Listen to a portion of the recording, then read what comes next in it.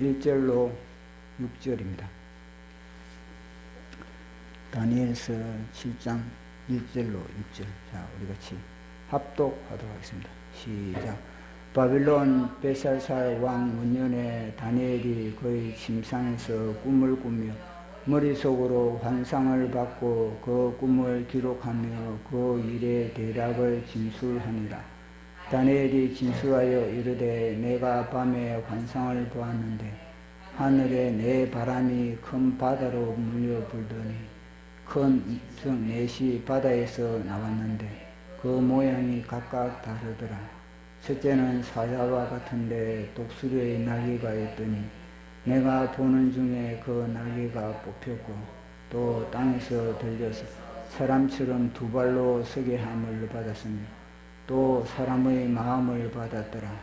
또 보니 다른 짐승 곧 유제는 곰과 같은데 그것이 몸 한쪽을 들었고 그 입의 이사이에는 새 갈빗대가 물렸는데 그 때에 말하는 자들이 있어 이르기를 일어나서 많은 고기를 먹으라 하더라. 그 후에 내가 또 본저 다른 짐승 곧 표범과 같은 것이 있는데 그 등에는 새의 날개 넷이 있고 그 짐승에게 또 머리 넷이 있으며 권세를 받았더라. 아멘.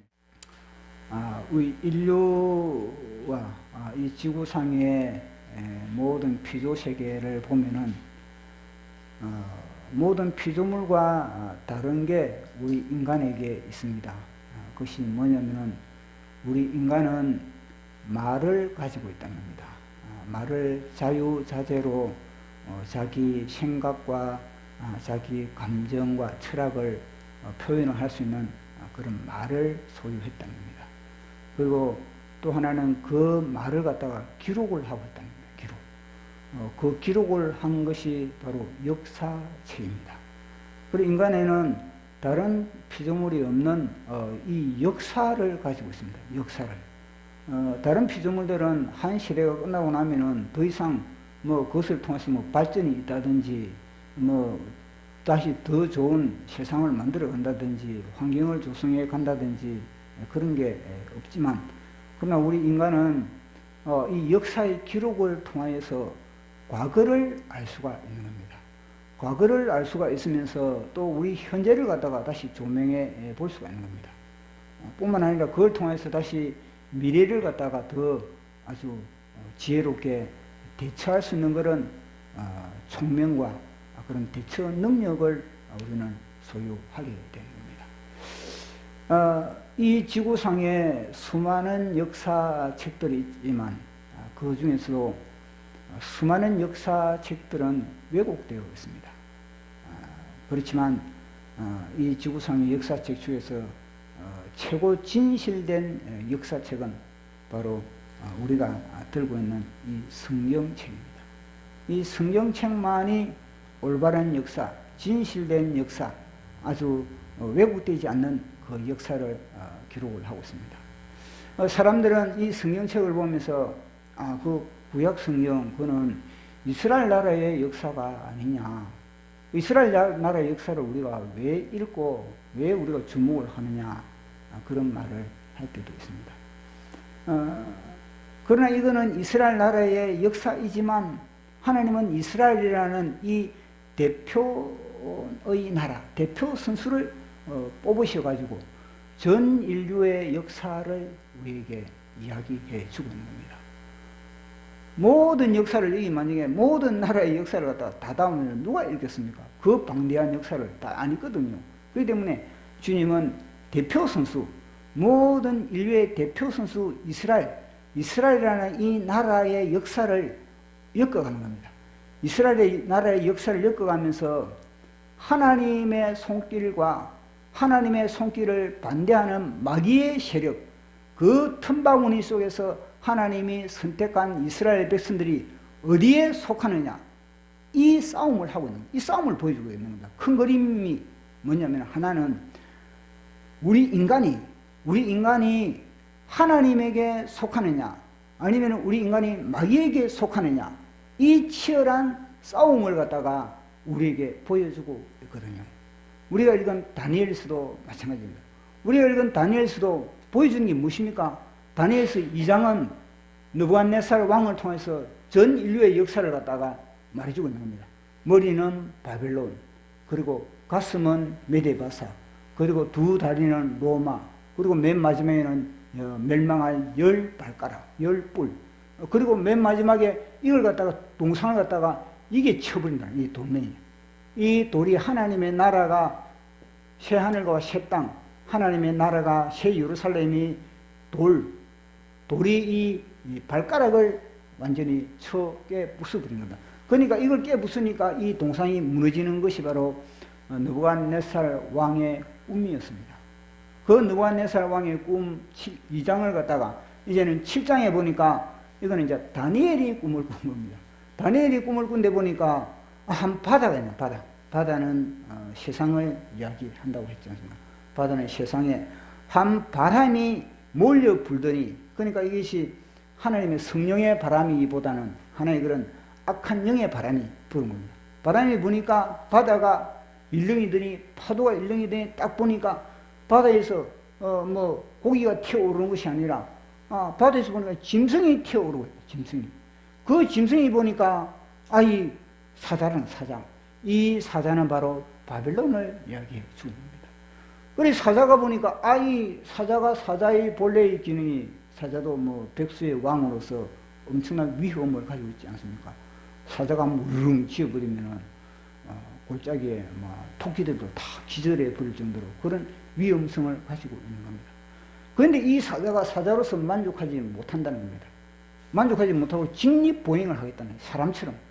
사람처럼 나는 서가지고 내 신분에, 내 직분에 만족하지 못하겠다. 그러면서 직립보행을 하고, 또 뭐냐면요, 독수리의 날개를 달고 있었다. 독수리라는 거. 나는 인간으로서도, 인간의 그런 마음으로서도 만족하지 못하고 나는 하늘의 영역에까지, 신의 영역에까지 나는 도전을 하겠다. 이런 마음을 가지고 있다는 겁니다. 그런데 하나님이 이걸 허락하지 않고 날개를 갖다가 꺾어버립니다. 날개. 뽑아버렸다는 거예요. 날개를.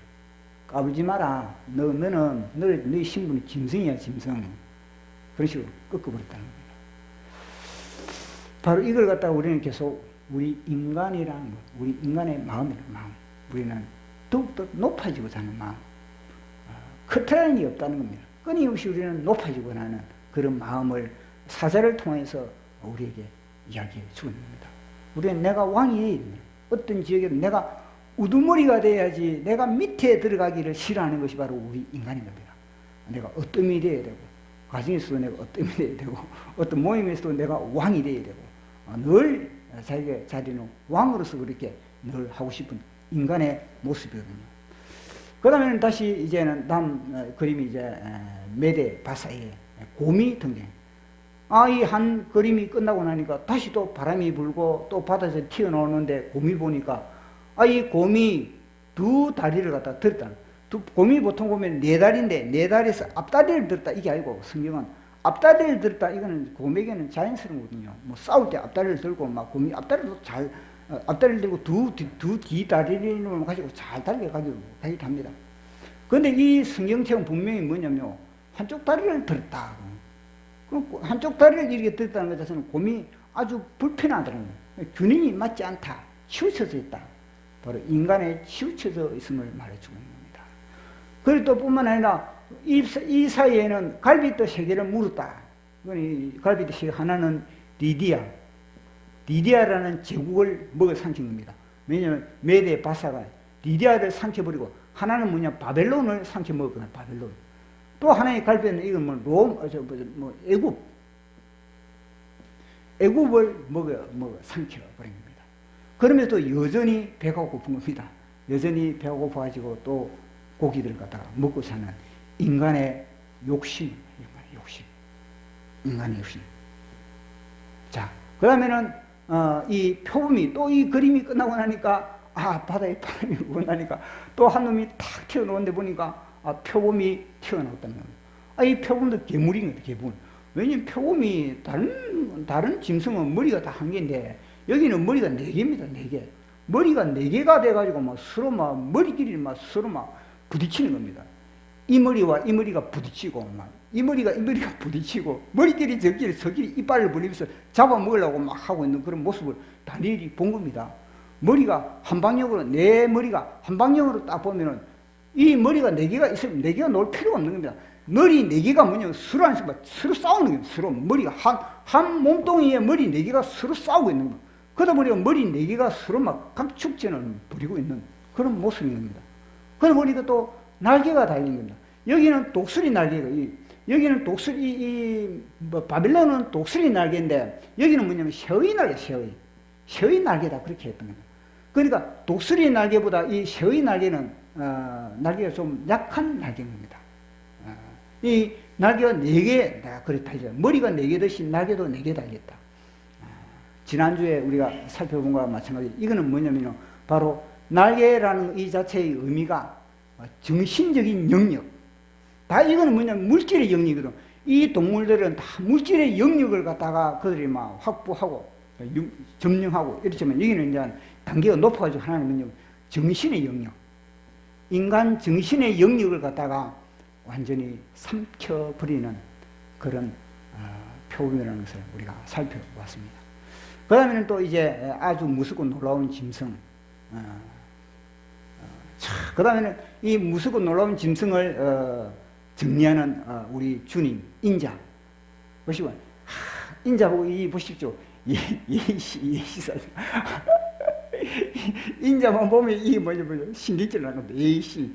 우리 예수님 뭐냐면 자식들 까불지 마. 너희들 까불지 마. 자, 그러면은 우리가 제가 준비한 지도를 한번 보도록 하겠습니다. 지도. 여기가 애굽. 여기가 애굽이고 여기가 메데바사입니다. 메데바사.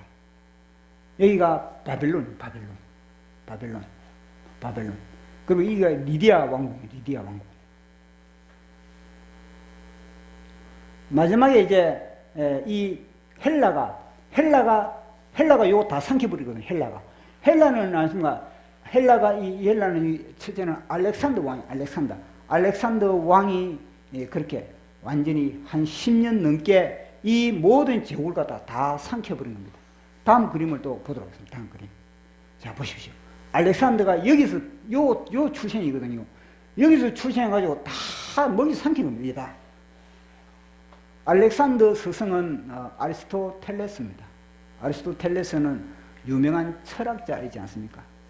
아리스토텔레스를 통해서 이 알렉산더는 수학을 해가지고 철학을 퍼뜨린 겁니다. 그리고 그걸 갖다가 오랜 뭐냐면 헬라 문화, 동양과 서양의 문화를 완전히 합쳐가지고 헬라 문화를 갖다가 전 지역에 헬라 문화를 그렇게 퍼뜨린 겁니다. 전 지역에 이제는 뭐냐면 헬라 문화의 특징은 인간 중심의 사상, 인간 중심의 철학, 인간 중심의 문학, 인간 중심의 삶의 구조, 인간 중심의 문화를 갖다가 다 퍼뜨린 겁니다. 그런데 인간 중심의 특징이 무엇입니까?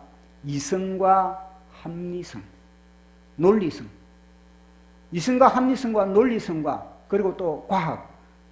그러니까 하나님과는 완전히 대적하는 하나님의 사상과 하나님의 나라의 모든 구조와는 하나님의 나라의 문화와는 완전히 대조가 되는 그런 문화를 갖다가 전 유럽과 아시아에 퍼뜨린 사람이 바로 이 알렉산더입니다. 그리고 알렉산더가 일찍이 죽거든요. 알렉산더 일찍이 죽자 그 밑에 부하들이 이제는 이 땅을 갖다 차지한 겁니다. 이 보시면 이 카산더, 이 땅을 차지한 사람이 카산더입니다. 그러면 이거는 뭐냐면요, 셀주코스. 이 넓은 땅은 셀주코스. 이거는 뭐냐면요, 리스마커스. 이거는 이제는 포톨레미 차지한 머리가 4개잖아요. 머리 4개, 날개 4개. 요걸 그래 말해주고 있는 겁니다. 다니엘이 보십시오. 헬라 제국이 등장하기 전에 거의 400년, 한 500~600년 전에, 한 500~600년 전에 이걸 봤다는 역사를 갖다가 미리 역사를 내다본 겁니다. 얼마나 기가 막힙니까? 그러니까 세상 사람들은, 불신자들은, 그리고 이 성경을 비판하는 사람들은 다니엘서를 갖다가 다니엘서는 헬라 제국이 완성하고 난 이후에 기록을 했다. 그렇게 속이고 있는 겁니다. 근데 다니엘서는 그게 아니거든요. 바빌론에서 다니엘이 포로기간 동안에 기록한 책이 다니엘서입니다. 그러니까 마귀들은 끊임없이 이 책을 갖다가, 이 우리 성경책을, 다니엘서를 갖다가 우리를 읽지 못하게 하는 겁니다. 다니엘서를 읽으면은 뭐냐면 자기의 치부가, 마귀의 치부가 여기 다 드러나는 거거든요. 자기의 모든 숨겨져 있던 모든 거짓이 다 드러나는 거예요. 거짓이. 이 거짓이, 자기의 그런 거짓이 드러나니까 나중에는 자기가 참패되는 것이 드러나니까 그걸 갖다가 좋아하겠습니까? 어떻게 하면 숨길까? 어떻게 하면 감출까? 어떻게 하면 트릭을 위장을 할까? 그러면 자기의 세력을 갖다가 끊임없이 그렇게 퍼뜨릴 수가 있는 겁니다. 그래야 먹혀들고 또 상대가 먹혀들고. 그러니까 다니엘서의 가치가 얼마나 가치가 있다는 것을 우리에게 말씀해 주고 있는 겁니다. 그 이제 이 제자들이 나중에는 나중에는 어떻게 되냐면은, 나중에는 여기는 망하고 이 카산더, 그다음에 이 리스, 이거는 뭐냐면은 리스마커스, 카산더 리스마커스 망하고 여기만 포톨레미, 요 포톨레미하고 셀주커스하고 이 두 나라만 남은 겁니다. 이 두 나라가 남아가지고 여기서 이게 이스라엘이거든요. 이스라엘은 중간에 샌드위치가 돼가지고 400년 동안에 거의, 우리가 지난주 살펴봤지 않습니까? 그들이 하나님이 나를 어떻게 사랑하냐? 나 하나님 사랑 안 받는다. 내가 하나님을 갖다 어떻게 괴롭게 했느냐? 하나님이 어디 계시냐? 왜 하나님을 믿는 나는 잘 안 되고 하나님을 안 믿는 불신자들만 잘 되느냐? 이러면서 막 따지지 않습니까?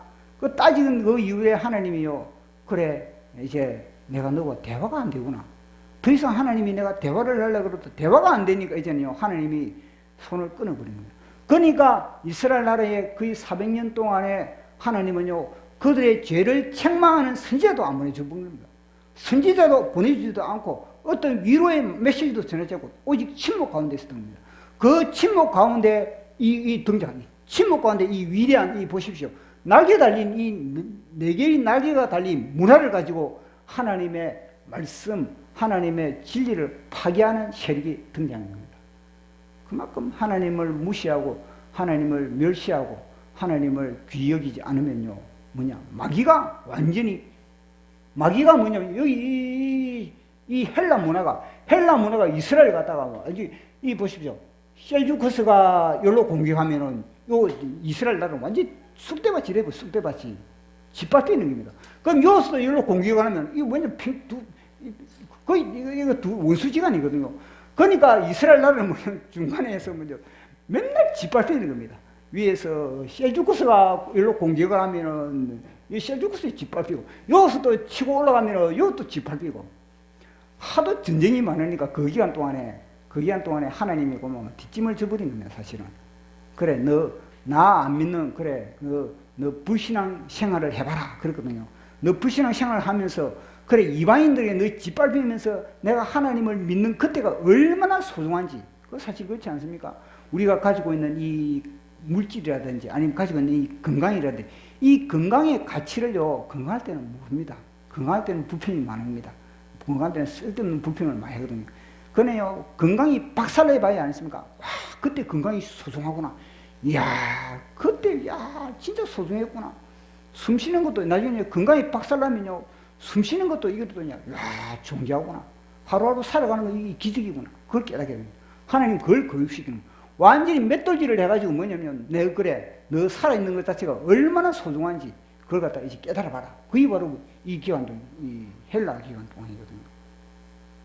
로마, 성전도 완전히 쑥대밭이 됐지 않습니까? 그런데 오늘은 제가 이야기하고 싶은 게 뭐냐면요. 오늘 이거 넘어가려고 그랬는데, 이 표범, 이 헬라 이 그림, 어디 갔노? 헬라. 헬라는 빠져 있구나. 베이 헬라 그래. 베가 이게 헬라거든. 헬라의 거인이 이겁니다. 자, 오늘은 헬라에 대해서 더 이야기하고 싶은 것이 뭐냐면요, 바로 이겁니다. 문화 막시즘. 지난주에는 문화에 대해서만 이야기를 했지만 이제는요, 문화 막시즘에 대해서 이야기를 해야 됩니다.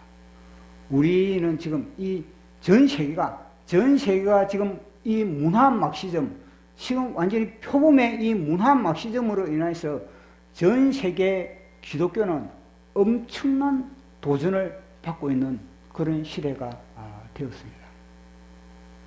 그 문화 막시즘에 대해서 우리가 한번 살펴보도록 하겠습니다.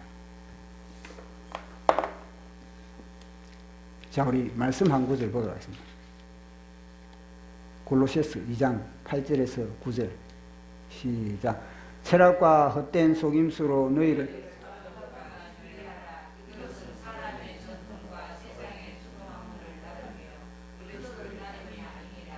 그 안에는 아멘. 보십시오. 분명히 하나님은 철학을 갖다가 하나님은 이 철학을 헛된 속임수, 이거 사실은 이게 무엇입니까? 초등학문. 철학과 헛된 속임수이지 않습니까? 그러면 철학은 따로 있고 속임수는 따로 있는가? 이렇게 우리가 생각할 수 있지 않습니까? 근데 이 본래 이 뜻은 뭐냐면요, 헛된 속임수의 철학이 두 개가 아니고 헛된 속임수의 철학, 이겁니다. 헛된 속임수의 철학이 아시고 사로잡아버려요, 사로. 근데 이걸 갖다가 초등학문이라 그렇게 했거든요. 근데 이 초등학문에 전 세계 교회가 그렇게 사기를 당하고 있었다는 겁니다. 근데 사도 바울은 뭐라 그럽니까? 예수 안에는 그의 모든 신성이 충만하다, 그렇게 이야기를 하고 있는 겁니다. 그런데 전 세계 기독교 문화를 가지고 있는 그들이 왜 문화 막시즘에 그렇게 사기를 당하고 있는가 인 겁니다. 그 사실 옛날에는 마르크스가 혁명을 일으킬 때, 이 소련의 혁명을 일으킬 때 노동자들과 함께, 그리고 이 자본가들을 갖다 이 플로레타리아 개념을 가지고 이 자본가들을 이제 혁명으로서 그렇게 타도하자, 거의 먹혀들은 겁니다. 러시아에서는 혁명이 먹혀들었거든요. 그런데 그 러시아에서 혁명이 먹혀들었는데 유럽에 안 했습니까? 유럽에 이 플로레타리아 혁명을 가지고 이 부르주아즈와 이 자본가, 그리고 또 이 플로레타리아의 이 갈등 구조를 가지고 그곳에서 문화를 갖다가 완전히 기독교 문화를 무너뜨리려고 했는데, 근데 씨가 먹히지 않았다는 겁니다. 러시아는 되는데 왜 유럽에는 이 공산주의 혁명이 일어나지 않는가? 그래 가만히 연구를 해보니까 문화가 다르다. 문화가 다른데 어떤 문화가 있냐면 유럽에는 이 기독교 문화가 딱 바탕이 돼가지고 중산층이 탄탄하게 그렇게 구성되어 있었다. 중산층이. 근데 러시아는 중산층이 없었거든요. 러시아는 뭐냐면 부르주아와 프로레타리아, 부르주아 계급, 자본가 계급과 그럼 지주 계급과 그럼 노동자 계급, 이 두 계급 사이에 이제 갈등 구조를 그렇게 만들어가지고 전쟁을 일으킨 겁니다. 그리고 혁명을 일으켜가지고 그게 됐거든요. 근데 유럽의 이 구조를 가지고 유럽에 딱 대입을 시키려니까 유럽에서는요, 중산층이 아니지만 탄탄한 구조를 가지고 있는 겁니다. 그 중산층이 탄탄한 구조를 가지고 있으니까 이 중산층이 노동자들이 중산층이 됐거든요. 근데 그들이 혁명을 일으키려고 하니까 그들이 관심이 없다는 겁니다. 왜냐? 중산층의 위치를 딱 차지하고 나니까 이제는 뭐 혁명을 일으키고 그것보다는 가정의 안정을 위하여서, 그리고 자기 취미생활을 위하여서, 그리고 질적인 삶을 위해서 그렇게 관심을 갖지, 그들이 뭐 어디 뭐 혁명을 일으키고 뭐 어디 뭐 자본가를 타도하다 여기는 전혀 관심이 없더라는 겁니다. 그러니까 이 마르크스가 그리고 이 공산주의자들이 그러면 저걸 갖다가 어떻게 저 유럽을 갖다가 공산화 시킬까? 그 고민이 들어간 겁니다. 그 고민이 들어가는데 그 고민 끝에 이제는 두 사람이 등장했습니다. 하나는 그람시, 하나는 안토니오 그람시라는 사람이고, 이름 들어봤죠? 그람시. 한 사람은 루카치라는 사람입니다. 그람시. 이 이탈리아 공산주의거든요. 이 사람은 폴란드 사람이고, 이 사람은 이탈리아 사람인 겁니다. 그래서 어떻게 저 유럽을 저 공산화 시키지? 그 연구 끝에 끊임없는 그런 연구 끝에 어떻게 했냐면요. 저 유럽은 어떻게 점령하느냐? 문화로 접근,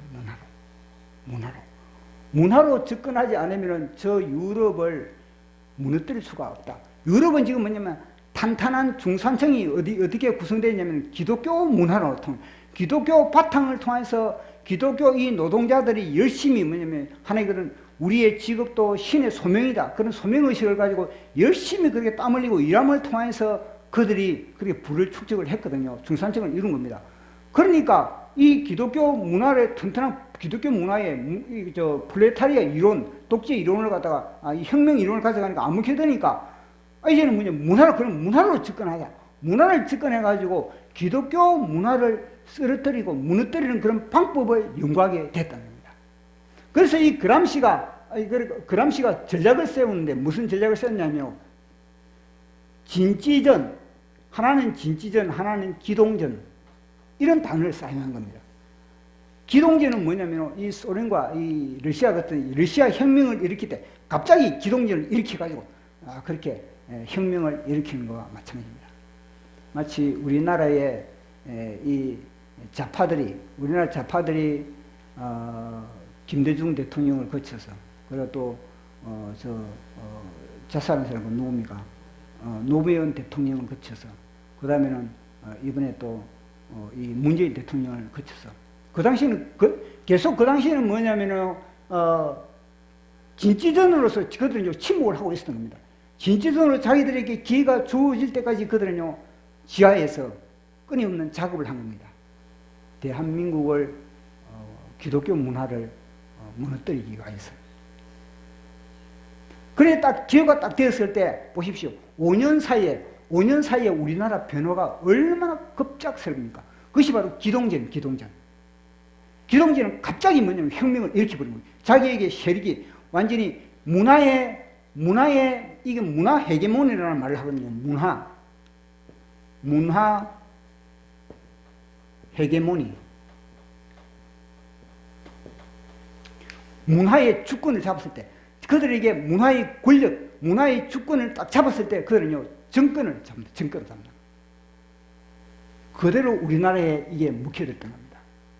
진지전과 기동전이 그람시의 진지전과 기동전이 우리나라를 먹여 삼켜버린 겁니다.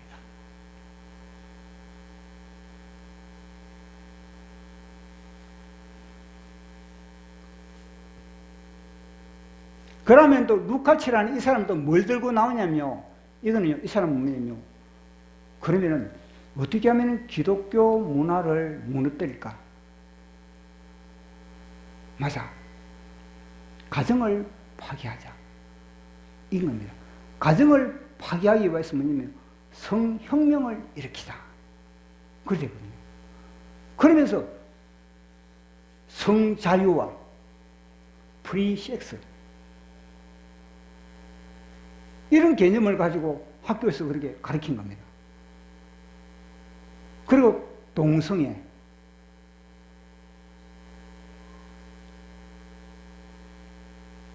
이걸 갖다가 우리가 다 퍼뜨린 겁니다.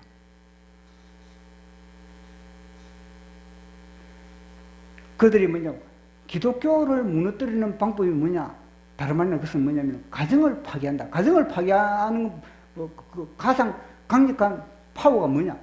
성혁명을 일으키자. 성문란을 일으켰을 때 가정이 파괴될 수 있다. 그렇게 그들은 마음을 잡고 그리고 그 전략을 고시에서 짜기 시작했다는 겁니다. 왜냐하면 성경에서 하나님이 가장 싫어하는 것이 무엇인가? 성경에서 하나님이 진노하는 대상이 무엇인가? 그것이 다름 아니고 성의 문란이라는 것을 그들은 알고 있었다는 겁니다.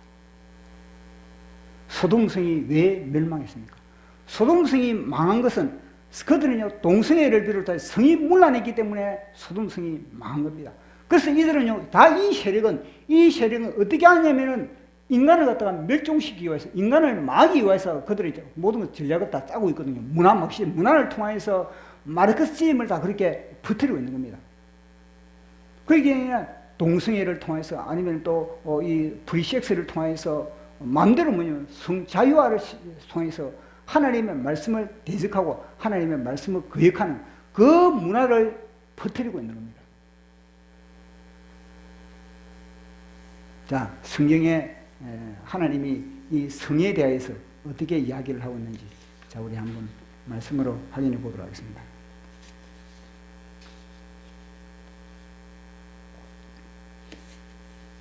에스겔서 23장 8절 시작. 그가 젊었을 때 애굽 사람과 동침함에 그 처녀의 가슴이 어루만져졌으며 그의 몸에 음란을 소돔을 당한 바 되었더니 그가 그때부터 행음을 하지 아니니라. 아멘. 이걸 갖다가 에스겔서를 통해서 이스라엘 백성들, 하나님의 백성들을 갖다가 진단한 거거든요. 하나님의 백성들이 애굽에 있을 때, 노예 생활할 때 이미 그때부터는요, 우상숭배뿐만 아니라 성에 물러난 상태, 그거 갖다가 다 그들이 그곳에서 경험을 할 수밖에 없었다는 겁니다.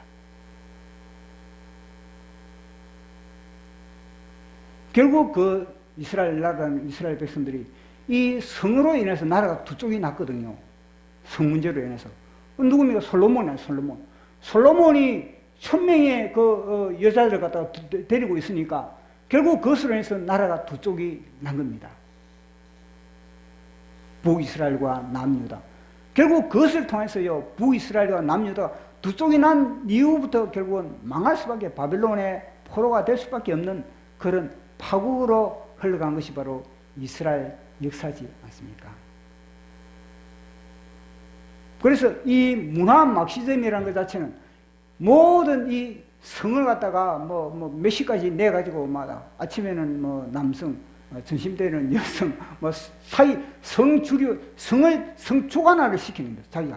자기가 성을 마음대로 결정을 할 수 있는 그런 상태를 만들어버리는 거예요.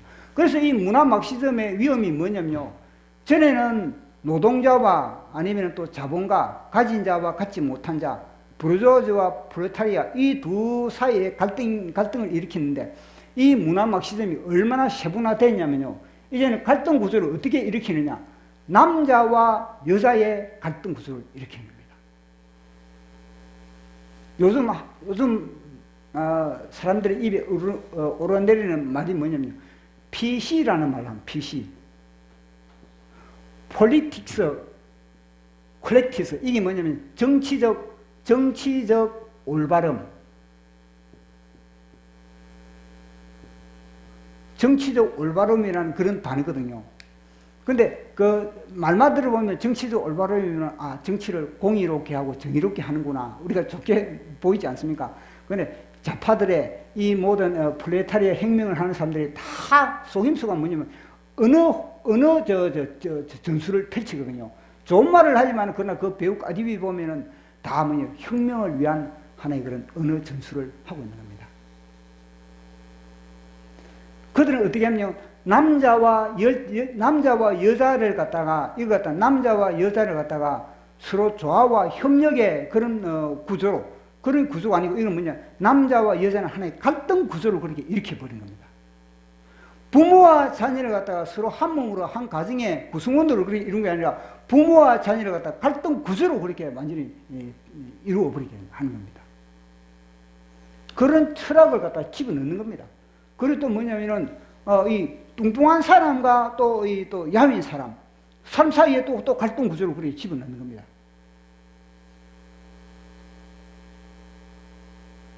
물론 가진 자와 갖지 못한 자 같이 갈등 구조를 집어넣고, 그것도 많이 배운 자와 많이 배우지 못한 자와의 갈등 구조. 그것도 이성의 자와 이성의 자와 동성의 자의 그런 갈등 구조를 그렇게 일으키는 겁니다. 그리고 소수자들이 뭐냐면 우리는 혐오를 당한다는 혐오. 우리는 혐오를 당하고 우리는 피해를 본다. 그렇기 때문에 우리는 그걸 갖다 정치적 올바름을 갖다 우리가 평등히 이루자. 이런 사상이 지금 팽배해지고 있는 겁니다. 지금. 그게 뭐냐? 문화 막시즘을 통해서 기독교 문화를 말살시키고자 하는 사단의 전략이 들어있다는 것을 말씀해 주고 있는 겁니다. 지금 교과서에서 무슨 가르치고, 우리나라 교과서에서 버젓이 가르치고 있는 거거든요. 교과서에서 어떤 일이 있냐면,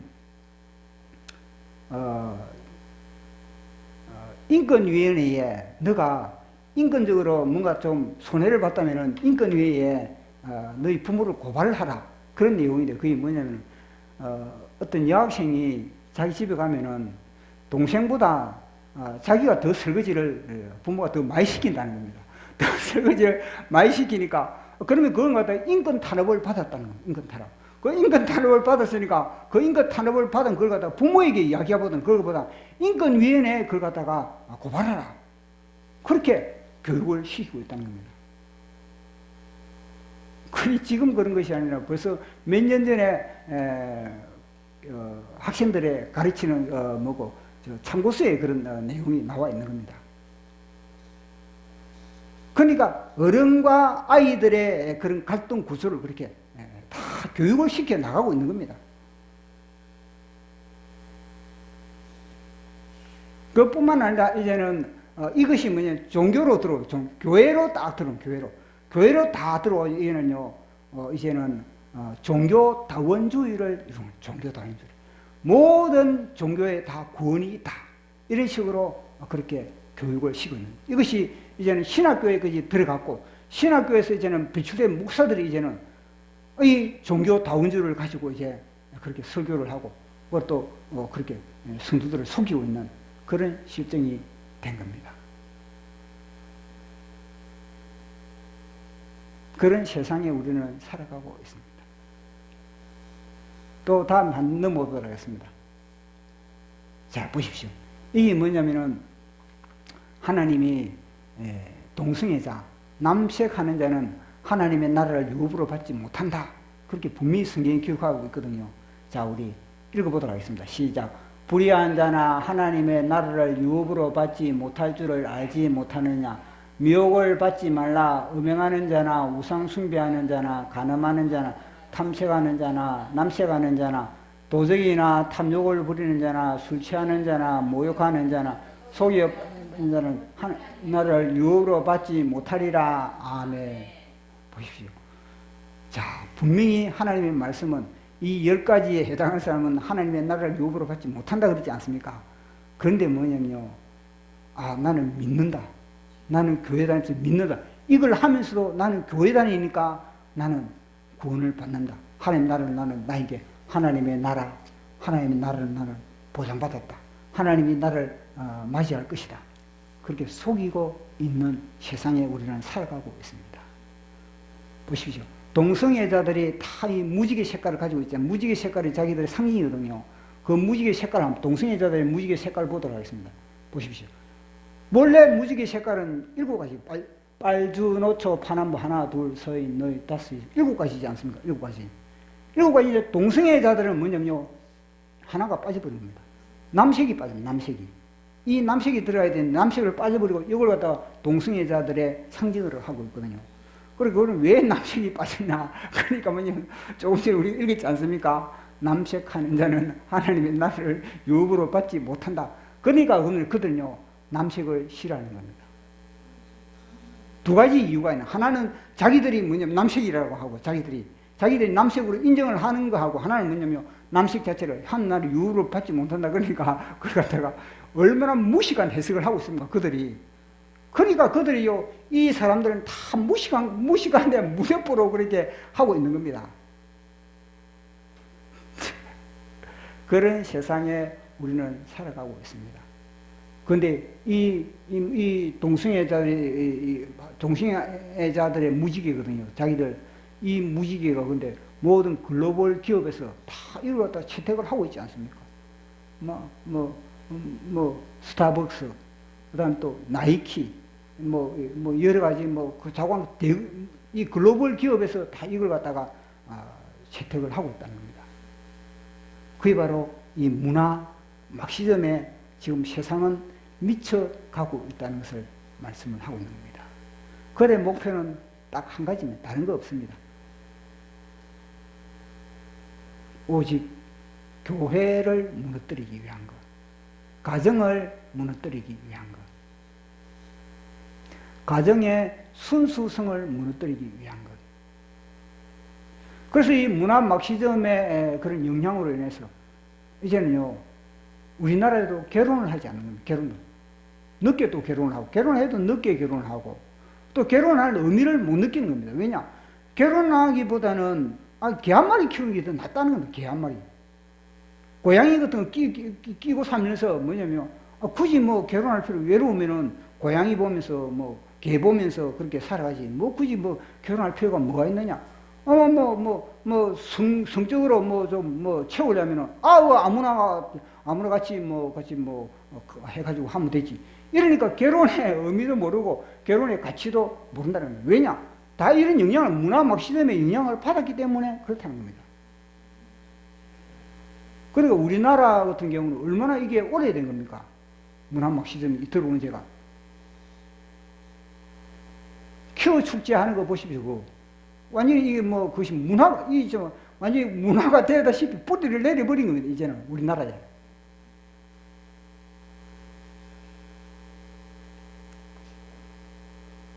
그런 세상에 우리가 지금 살아가고 있는 겁니다.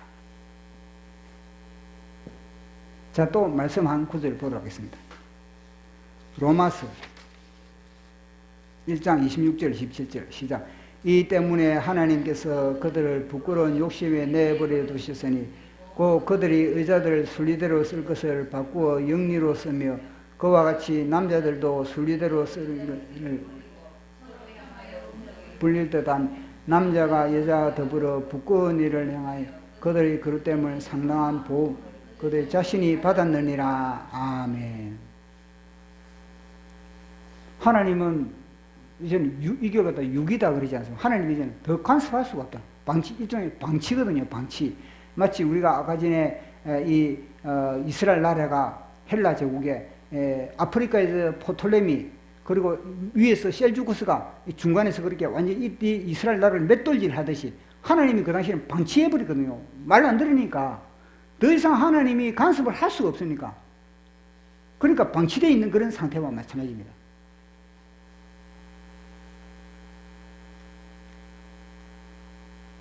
그러면은 이 문화 대전쟁이 지금 벌어지고 있는데 이 문화 막시즘의 전쟁이 벌어지고 있는 상황 속에서 그러면은 우리는 어떻게 해야 되겠는가? 이거 아니겠습니까?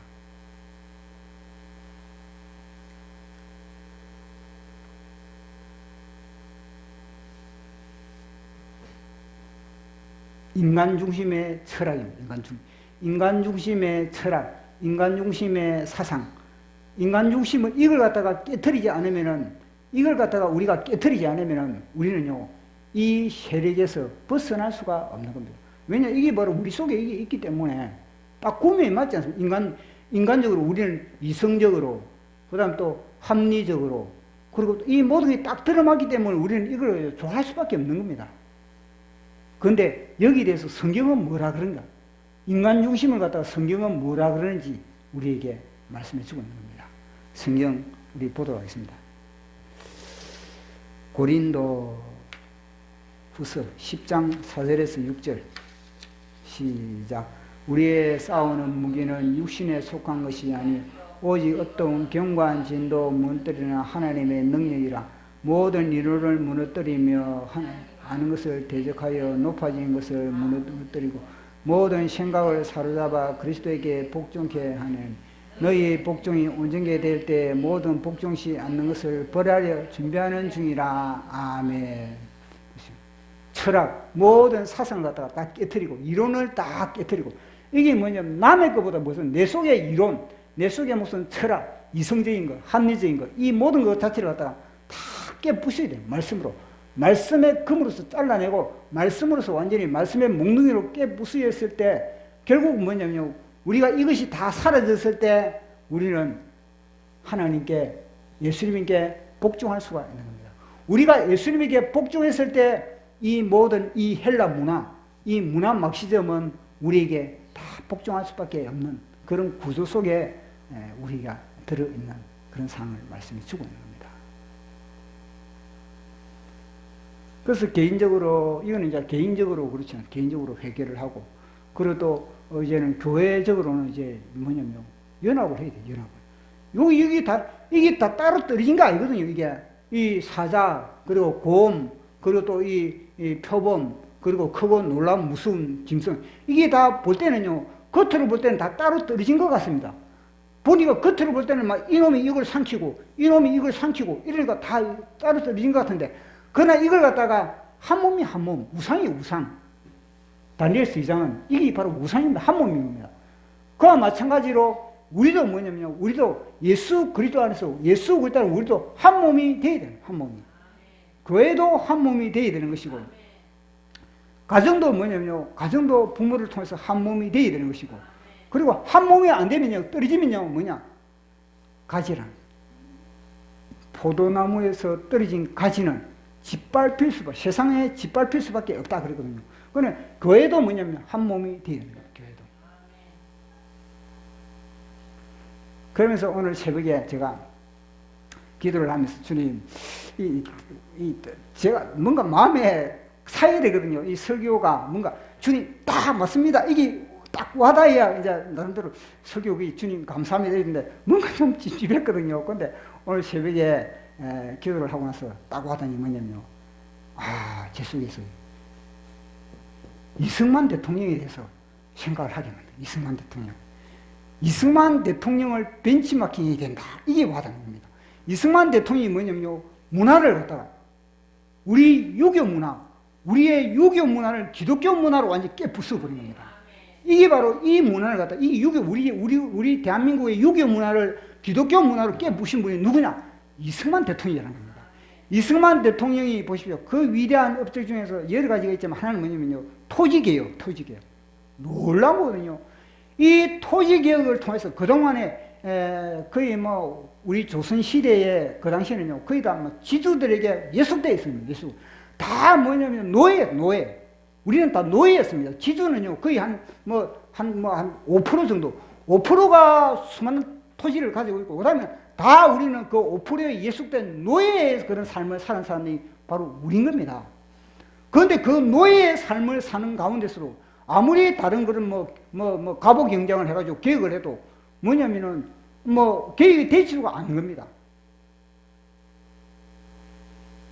그런데 이승만 대통령이 토지 개혁을 통해서 뭐냐면요.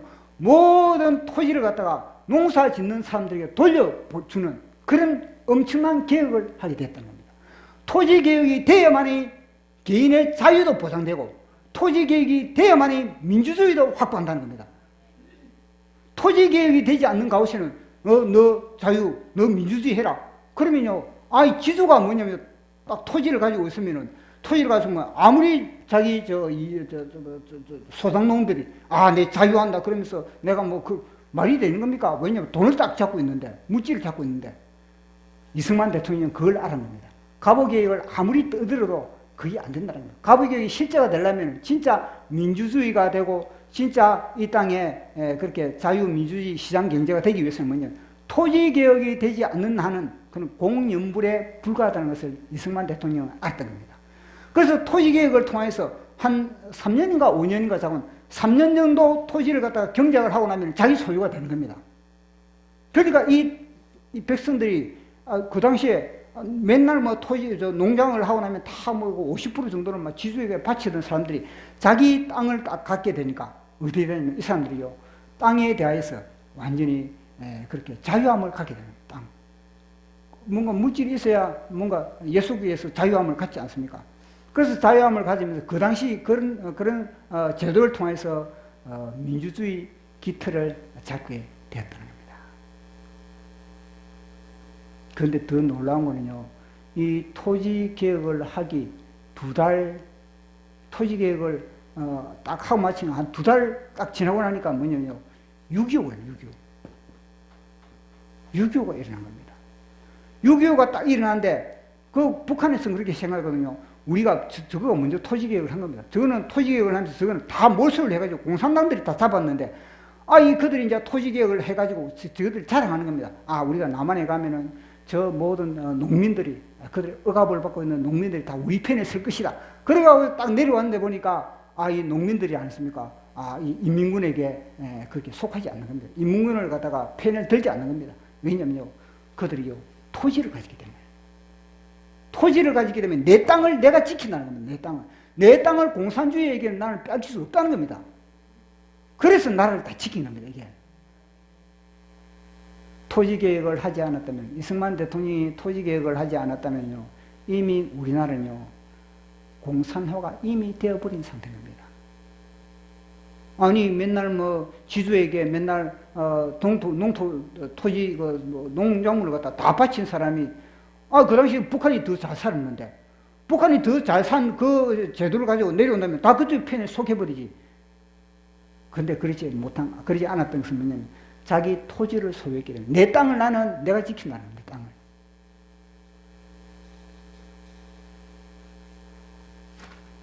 지금 우리나라 좌파들은 그걸 알고 있는 겁니다. 사유재산제도 폐지. 그때로 돌아가자. 사유재산제도를 다 폐지시켜야만이 다 우리는 뭐냐면요, 다 이 나라에 예속되게만, 나라에. 북한처럼 모든 사람들이 나라에 예속된 그런 생명으로 그렇게 다 만들어버린 겁니다. 그러기 위해서 어떻게 했습니까? 사유재산제도를 폐지시켜버려요. 모든 큰 굴지의 기업들을 갖다 국영화 시켜버려요. 우리나라가 지금 잘 진행하고 있지 않습니까? 지금 이승만 대통령은 토지개혁뿐만 아니라 다 문명태치도에서 교육을 다 교육을 시키고 뿐만 아니라, 그 당시에는요, 남녀 유별, 부부 유별 사건 이런 유교문화에 찌들려 있었는데, 뭐냐면 남녀 평등을 외치는, 남녀 평등.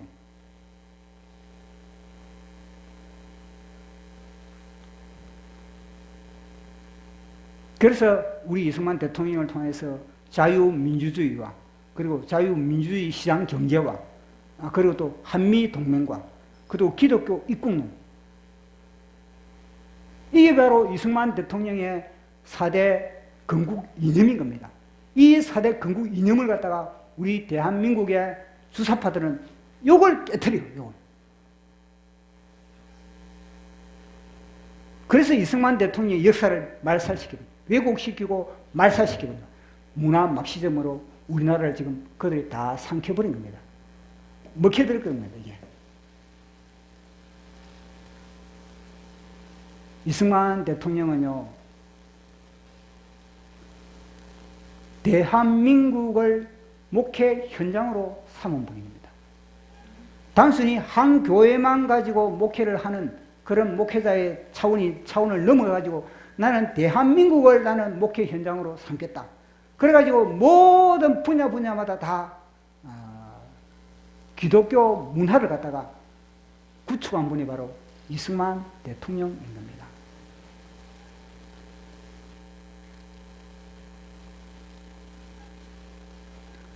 보십시오. 헌법. 그 헌법 속에 다 뭐냐면요, 기독교 사상을 다 집어넣은 겁니다. 그래서 이 주사파들은 헌법을 무너뜨리려고 하고, 우리나라 헌법을 무너뜨리려고 하고, 그리고 국가보안법을 무너뜨리려고 하고 있는 겁니다. 누가 국가보안법을 만들었습니까? 이승만 대통령입니다. 그 당시에는 그렇게 공산주의자들이 완전히 활개를 치고 있음에도 그걸 갖다가 처리할 수 있는 그런, 처벌할 수 있는 법이 없었던 겁니다. 그래서 이승만 대통령이 급하게 빨리 국가보안법을 빨리 만들어라. 그래서 국가보안법을 가지고 공산주의자들을 갖다가 다 제거를 했거든요. 근데 그들이 않습니까?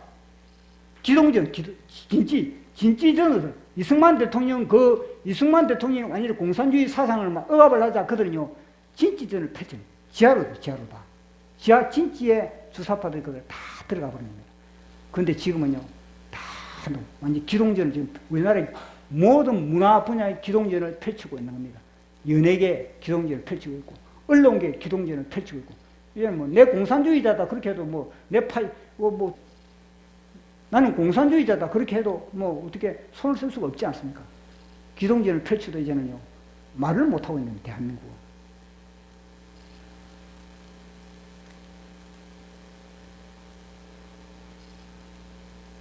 단순히 그 당시에는 마르크스는 단순히 가진 자와 갖지 못한 자의 계급 투쟁을 하지만 지금은요, 전 분야의 계급 투쟁을 한다는 겁니다. 전 분야에 지금 우리나라에서는 문화를 통해서 학생들이 그걸 또 가르치고 있는 거예요. 그래, 학교 다니는 애들, 저 학교만 보내서는 안 되는 겁니다. 늘 점검을 해봐요, 점검을. 너 오늘 배운 게 뭐냐고, 점검을. 아마 배운 건 뭐냐고 말도 안 할 수도 있는 겁니다, 부모에게. 점검을 해가지고 사상을 다시 학교 갔다 오면은 이해를 갖다가 다시 말씀으로 다시 세척시켜요, 세척, 말씀으로 세척시키지 않으면은 그 학교에서 배운 것이 아니십니까? 씨가 돼요, 씨가. 심령의 씨가 돼가지고 우리 나중에는 자라버려요. 그러니까 말씀을 가지고 그걸 갖다가 보십시오. 깨부셔야 되는 거. 그 사상, 선생이 주입시킨 그 사상을 갖다가.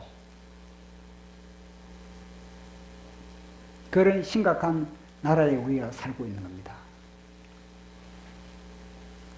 그러면서 이승만 대통령에 대해서 생각을 하면서 저한테 또 와닿는 게 뭐냐면요.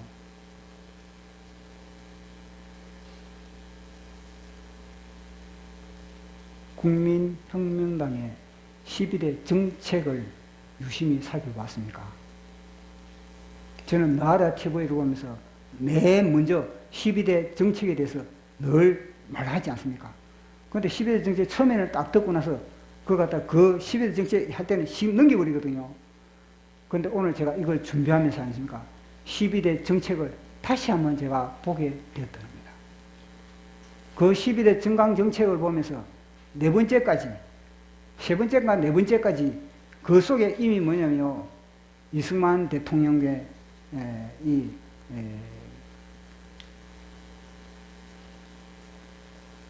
사상과 그리고 또 박정희 대통령의 부국 강변의 그런 정신이 다 들어있는 겁니다. 보십시오. 헌법을 갖다가 첫 번째가 뭐냐면요, 법치주의거든요, 법치주의. 첫 번째가 법치주의를 지키겠다는 겁니다. 헌법을 지키고, 그리고 또, 뭡니까? 그렇지. 헌법과 보안법입니다, 보안법. 실제는 법치주의가 되거든요. 성경이 바로 법 아니에요, 법. 이게 하나님의 법이거든요. 그런데 한 나라를 갖다가 우리 대한민국 이 헌법이 이 성경에서 기초된 이 헌법을 갖다가 무너뜨려야만이 문화 막시즘이 우리나라에서 성공을 할 수가 있는 겁니다.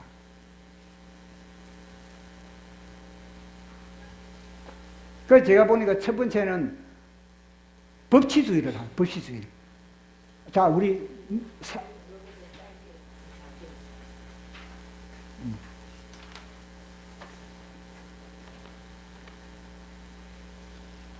첫 번째가 뭐냐면 이게 법치주의거든요. 법치주의. 헌법과 그 다음에 보안법. 두 번째는 뭐냐면요, 통일입니다. 통일. 세 번째는 역사 바로 세우고, 역사. 예. 보십시오. 이 모든 것이, 네 번째는 이제 한미동맹이거든요. 보십시오. 다 이게 뭐냐면요. 이게, 보십시오. 이게 누구냐면, 이승만 대통령이, 이미 이승만 대통령이 다 이루는 대한민국의 문화의 기초들입니다. 다. 네 번째 거지가 다 뭐냐면, 이게 이승만 대통령이 이루는 대한민국의 문화의 기초가 바로 여기에서 다 있는 겁니다. 그런데 무엇입니까? 이 네 개를 갖다가 지금 주사파들은 다 지금 무너뜨리려고 하고 있는 겁니다. 그런 세상에 우리는 살아가고 있는 겁니다. 그래서 저는 이걸 갖다가 뭐 뒤는 제가 뭐 상시 뭐 앞에만 제가 뭐냐면 사상만 저는 쳐다봤거든요. 앞에 네 가지만 봤거든요. 앞에 네 가지를 이렇게 보면서 야, 참 진짜 이건 탁월하다. 이건 하나님이 주신 거 아니면은 이걸 갖다가 할 수가 없다.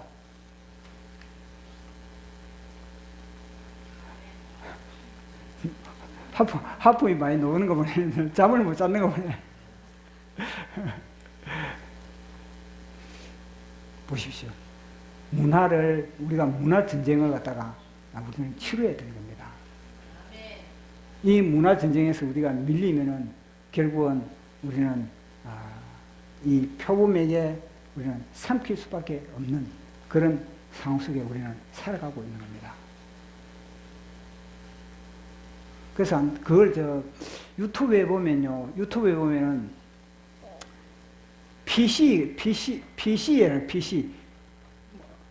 PC란 무엇인가 이걸 갖다 한 찾아보십시오. 유튜브에 PC란 무엇인가 그러면요 유튜브에 아주 상세하게 그렇게 다 말해주고 있는 겁니다. 지금은 PC 사지만 이걸 갖다가 저는 2년 전에 PC에 대해서 그렇게 이야기를 하더라고요. 2년 전에 어떤 여자분이 한번 뭐 PC에 대해서 이야기를 하길래 이 개념이 진짜 완전히 우리나라에 완전히 도배를 하고 있구나. 이걸 갖다가 우리가 인식을 할 수가 있는 겁니다. 자, 우리 마지막 보도록 하겠습니다. 마지막. 우상과 짐승, 문화 막시즘을 이기는 법. 첫 번째, 개인과 교회가 회개한다. 두 번째, 교회가 연합한다. 세 번째, 이승만 대통령처럼 정치적 헤게모니를 잡는다. 아멘. 보십시오. 그리고 국민혁명당 보십시오. 그들이 주사파가 주사파가 뭐냐면요. 정치적 헤게모니를 잡아버리지 않습니까? 정치 헤게모니를 잡아버리니까 끝나버리는 겁니다. 그런데 왜 교회에서는 정치하지 마라. 또 기독교인들은 뭐 정치하지 마라. 말이 되는 겁니까? 그럼 이승만 대통령은 뭡니까, 그러면? 이승만 대통령은 그러면 엉터리입니까? 그러니까 지금 교회들이 사기를 그동안에 당하고 있었다는 겁니다. 교회를 향해서 너희들 정치하지 말라. 그렇지만 주사파들은 어디 있습니까? 정치 최고 꼭대기에 올라가 있는 겁니다. 그만큼 교회가 멍청했다는 거. 그렇지 않습니까? 뭐냐면은 진짜 중요한 거는 성경 자체만 통달해서는 안 된다는 거. 그건 우물한 깨우리밖에 되지 않습니다. 성경을 통해서 이걸 통달하되 뭐냐면 이걸 갖다가 뭐냐면 세상 정치와 세상 경제와 세상 문화와 접목을 시키는 능력이 있어야 됩니다. 그 탁월한 능력을 가진 분이 바로 정광훈 목사님 거예요.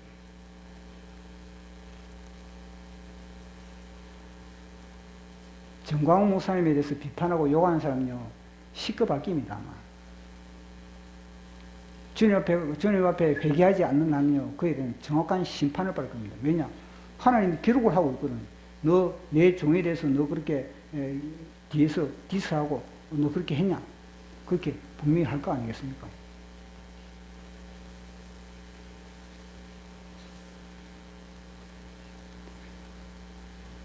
그래 이 이승만 대통령처럼 탁월한 하나님의 사람이 정권을 잡아야 되는 겁니다.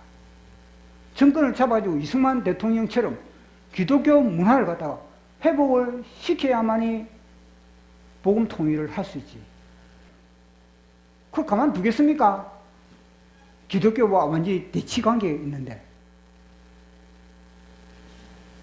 그렇기 때문에 제가 볼 때는 마지막이 진짜 중요한 겁니다. 이게 이승만 대통령처럼 정치적 헤게모니를 잡는다. 자, 우리 찬양하고 기도하는 시간 갖도록